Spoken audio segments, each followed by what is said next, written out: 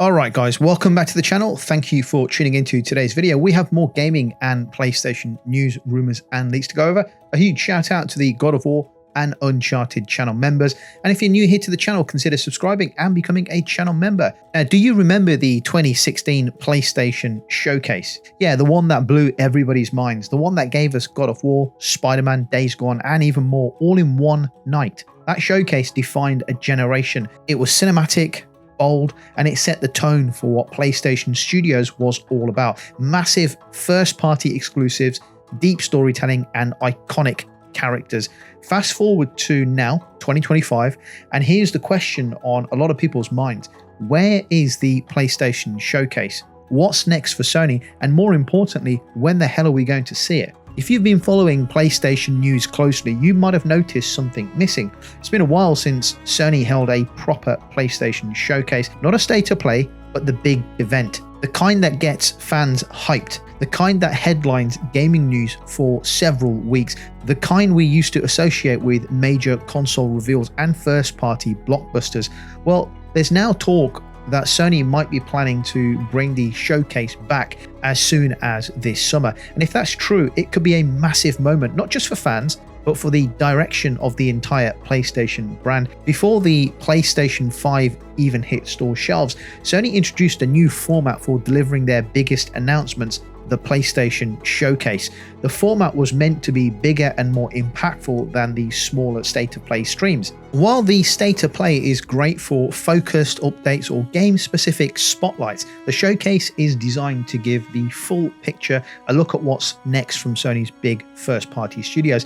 The very first Showcase happened in June 2020, and it was a huge deal. Not only did Sony officially reveal the PlayStation 5 console during that show, but they also unveiled an impressive lineup of games. We're talking about Spider-Man Miles Morales, Horizon Forbidden West, Ratchet & Clank Rift Apart, Sackboy: A Big Adventure, and Demon's Souls Remake. It was the kind of event that helped define what the PS5 era was going to look like.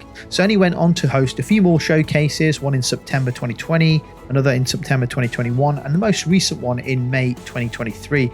But after the 2023 showcase, things went really quiet. And in fact, the May 23 showcase didn't quite hit the mark with a lot of fans. In fact, if I remember correctly, most fans of PlayStation were questioning why that event even took place. The vast majority of the games that were displayed at the event were either indie games, third-party games. Another criticism was that the show leaned too heavily into live service games, online multiplayer titles that rely on ongoing content rather than the traditional blockbuster PlayStation signature single-player experiences that Sony and PlayStation is best known for. There was no news from exciting PlayStation studios that fans love, like Naughty Dog, Santa Monica Studio or Sucker Punch, and that led to a lot of disappointment with that May 2023 showcase.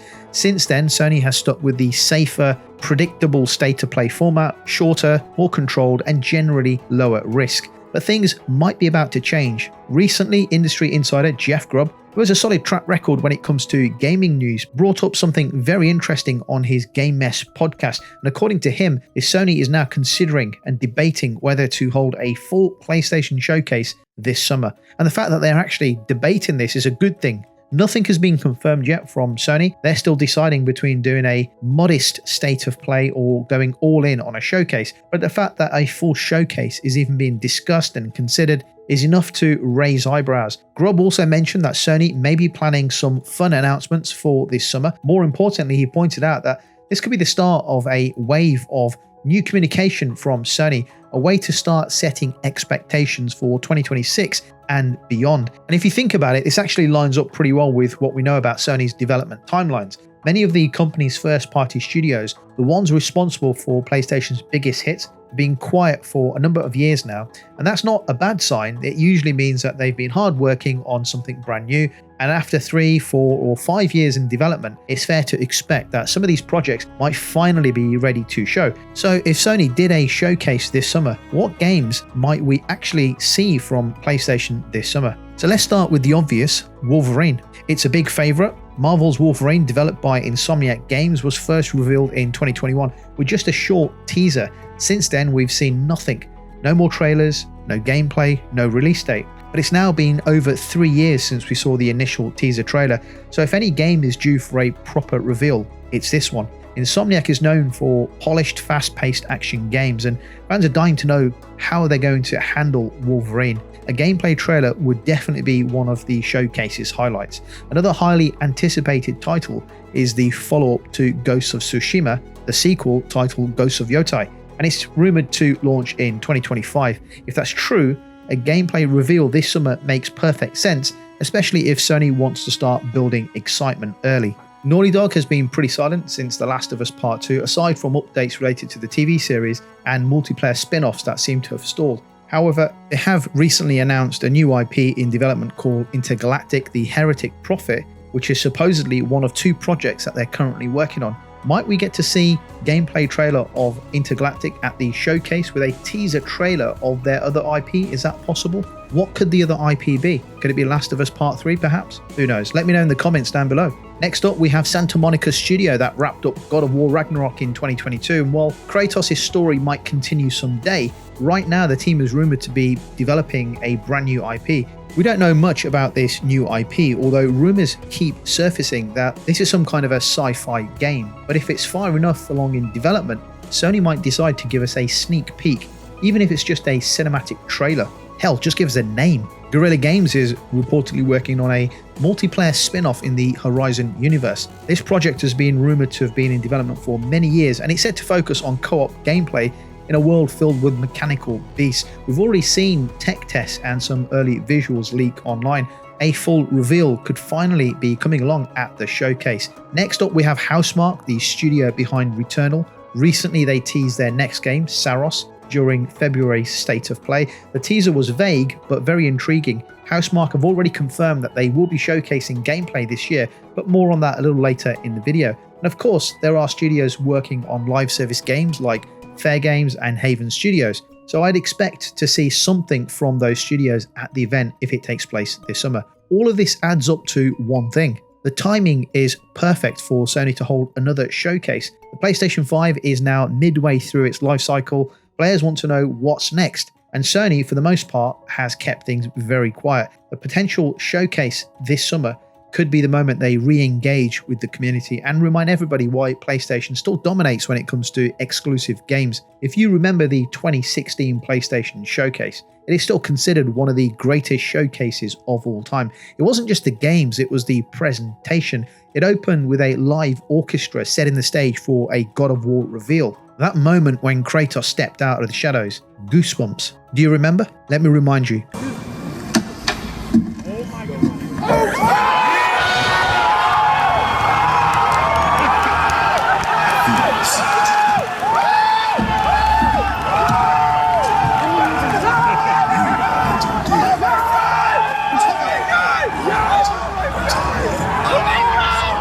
Then came Spider-Man from Insomniac. No leaks, no rumors, just a total surprise. People lost it. People went nuts. Throw in Hideo Kojima's Death Stranding, the reveal of Days Gone, and updates on Horizon Zero Dawn, and you had one of the strongest lineups ever packed into a 1-hour showcase. That showcase just wasn't about games, it was about the vision. It told us what the future of PlayStation would look like over the next few years, and Sony delivered on that promise across the entire PS4 generation. We're at the same crossroads now, and the PS5, well, it needs a moment like that. We need to see a vision from Sony that reinforces what most of the PlayStation community know, that PlayStation makes great single-player games and experiences. However, the last few years, we've had live service games almost forced upon us, not just from Sony first-party developers, but third-party too. What we want now is the confidence and the vision from Sony that they're going to double down on single-player blockbuster titles. Lots of us PlayStation gamers still believe in that, but I guess what we want to see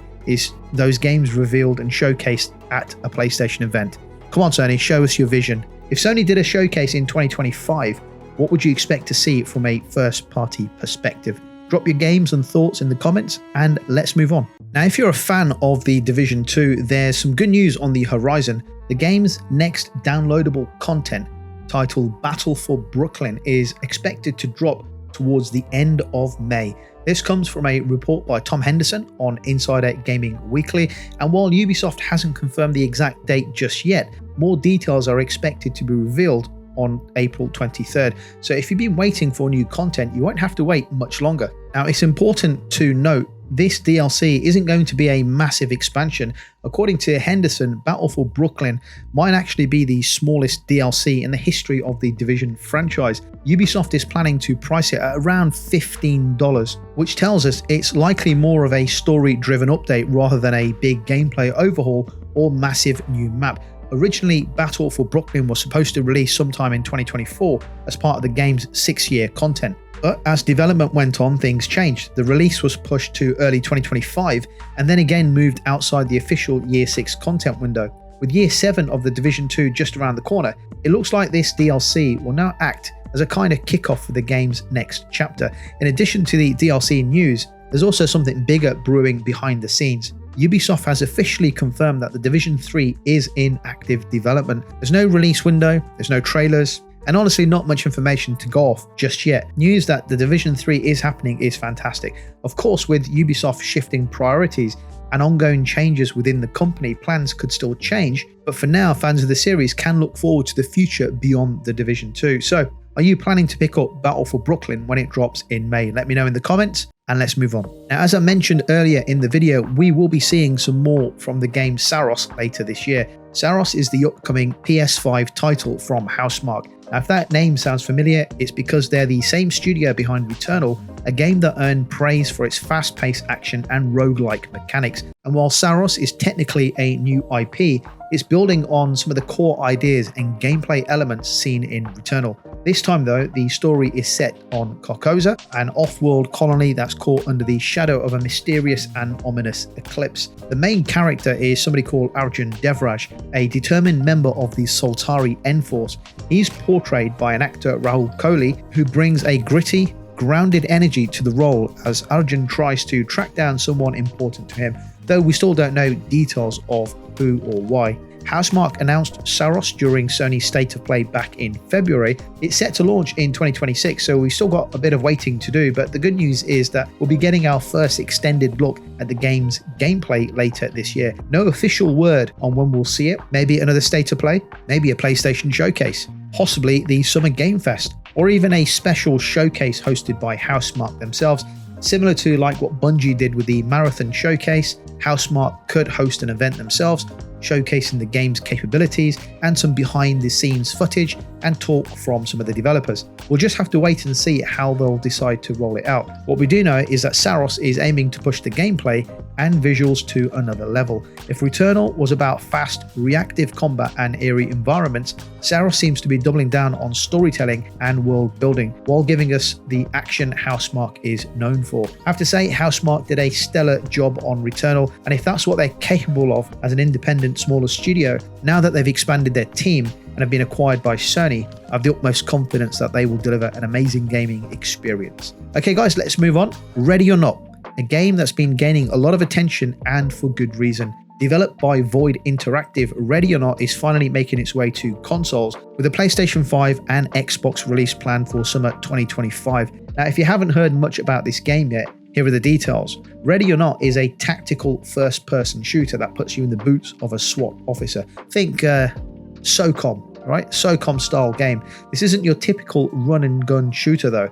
It's all about precision, strategy, and following real-world rules of engagement. The goal is to resolve high-risk situations as safely as possible, taking suspects into custody without unnecessary violence. Charging in guns blazing won't usually get you very far. Instead, the game rewards a calm, coordinated approach.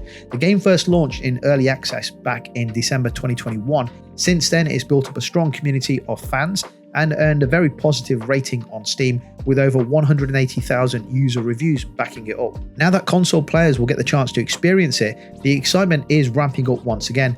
A new trailer for the console version was revealed during the 2025 Galaxy Showcase event, giving fans a fresh look at what's coming. And even though the game has had its fair share of controversy, including being temporarily pulled from Steam over a trademark issue and backlash around a school-based mission scenario, none of that has stopped it from growing in popularity. One of the things that stands out about Ready or Not is how serious it takes its realism. The gear and the weapon handling to the mission layouts and squad commands, everything is designed to reflect the kind of planning and pressure real SWAT teams face. The game also supports solo play or online co-op, with up to 5 players. And the console version will feature full crossplay support at launch. So if you're a fan of older tactical shooters like I mentioned, SOCOM, or even Ghost Recon, this one should definitely be on your radar. It's gritty, it's grounded, and it rewards smart, methodical gameplay. Summer 2025 is the target, so keep an eye out. I saw the gameplay for this and I got the SOCOM vibes, definitely on my radar. What about you? Let me know your thoughts in the comments and let's move on. So EA and DICE are gearing up for the next installment of Battlefield, set to arrive sometime in late 2025. While we don't have an official name for the game yet, EA is already pulling back the curtain on some major features and long-time fans are going to love what's coming. One of the biggest updates so far is the return of Destruction, a feature that made earlier Battlefield titles feel so dynamic and chaotic. In a recent update from the Battlefield Labs program, developers shared early footage of the new Destruction system in action, and from the looks of it, this isn't just a visual upgrade, it's a complete redesign of how Destruction impacts gameplay. The idea is to give players more control over the battlefield. Buildings can be blown apart in layers, walls can crumble while the structure remains standing, and eventually the whole thing can collapse. Debris will stay in place and can be used as cover or to block sightlines. You'll even be able to use different weapons and vehicles to interact with your surroundings in new ways. The team, which is made up of studios like DICE, Criterion, Ripple Effect, and EA Motive, say their goal is to make Destruction feel more intuitive and meaningful. They want players to recognize which parts of the environment can be damaged just by looking at them. It's not just about flashy effects, it's about creating tactical opportunities in the middle of a battle. And while all of this is still being fine-tuned based on player feedback from early access builds, it's clear that EA is finally listening to players of the game. The Battlefield Labs program is open to more players, so if you want to help shape the next Battlefield, this is your opportunity. I think you can go onto their website and sign up to be part of this test phase. Really excited about the new Battlefield game. One of the reasons why I preferred Battlefields back in the day to Call of Duty games was the destructible environments and the huge multiplayer maps. So let's hope this one lives up to the hype later this year. Let's move on. A new game set in the Star Wars universe is on the way, and it's called Star Wars Zero Company. This game was announced during the Star Wars celebration in Japan. This upcoming title is a turn-based strategy game developed by BitReactor in partnership with Respawn Entertainment and Lucasfilm Games. Set during the final days of the Clone Wars, Zero Company follows a new original character named Hawks, who is a former Republic officer. After the collapse of the Republic, Hawks forms a squad of mercenaries, bounty hunters, and other misfits from across the galaxy. You'll be leading a ragtag team against an emerging threat that could put the entire galaxy at risk. What's cool about this one is the mix of tactical gameplay and narrative depth. You can customize Hawks' appearance and abilities, as well as your squad members, who include clone troopers, Jedi, astromech droids, and much more. Each character has their own class and can be upgraded with unique gear and loadouts. Gameplay is all about strategic positioning and smart use of abilities. Think of something similar to XCOM, but with a Star Wars twist. Lightsabers, blasters, force powers, and so on. Player choices are said to impact the story and relationships between characters, unlocking new abilities and changing the way missions play out. You'll also have a home base to build up between missions and an intel network to help you plan your moves across the galaxy. BitReactor says they're aiming for a game that blends the iconic Star Wars universe with deep, rewarding strategy gameplay that's easy to pick up and hard to put down. Star Wars Zero Company is coming to PS5, Xbox, and PC in 2026, and while we haven't seen the full gameplay yet, early glimpses show a very cinematic style with a gritty tone that fits right into the Clone Wars era. What are your thoughts on this game? Are you a fan of tactical games? Let me know in the comments, and let's move on. Doom is back, but not like we've seen before. Bethesda and ID Software dropped a surprise new trailer for Doom: The Dark Ages late on Sunday night, catching fans off guard in the best possible way. This time the trailer focused purely on the story, and that's no accident. The developers have said from the start that this entry in the series is going to give narrative a much bigger role than ever before. Even though it's not an open world game, Doom: The Dark Ages is being described as the biggest, most expansive entry in the game series yet. Instead of tight hallways and purely linear paths,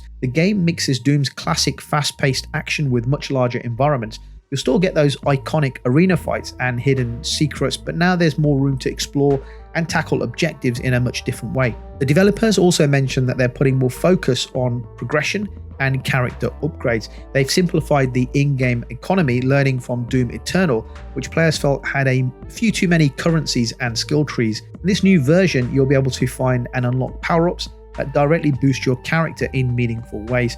Hands-on previews have been very positive so far. Critics have noted that the level design offers a sense of freedom while still maintaining that intense Doom pace. You're not just stuck running down corridors, you can change your approach, reposition, or come back stronger after regrouping. The combat, of course, is still the heart of it all. Expect brutal finishes, over-the-top weapons, and gameplay designed to keep you constantly moving and thinking.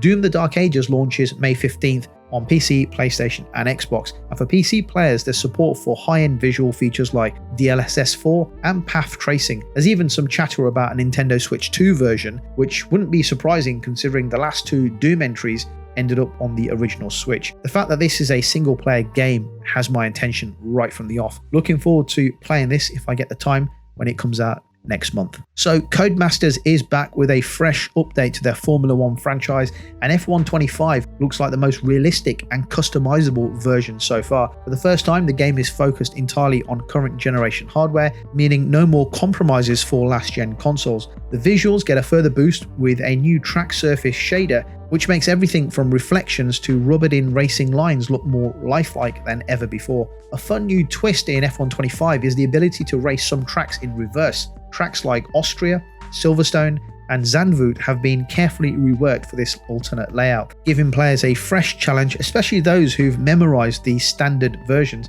Customization has also been overhauled.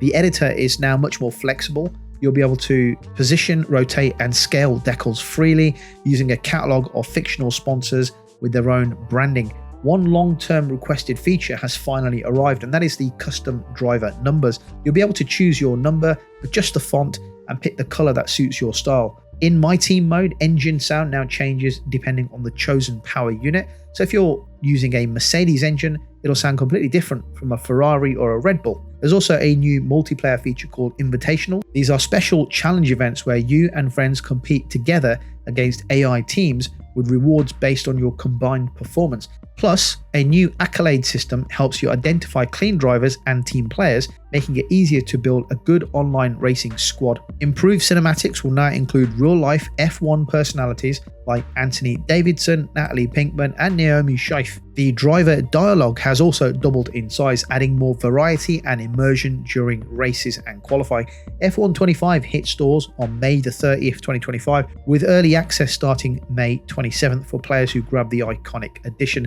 So lots of updates for F1 2025. I'm sure we'll get more details of changes and updates in this year's F1 game as we get closer to the release date. Let me know your thoughts in the comments down below about the topics discussed in the video today. Thank you for watching, and I'll catch you on the next video.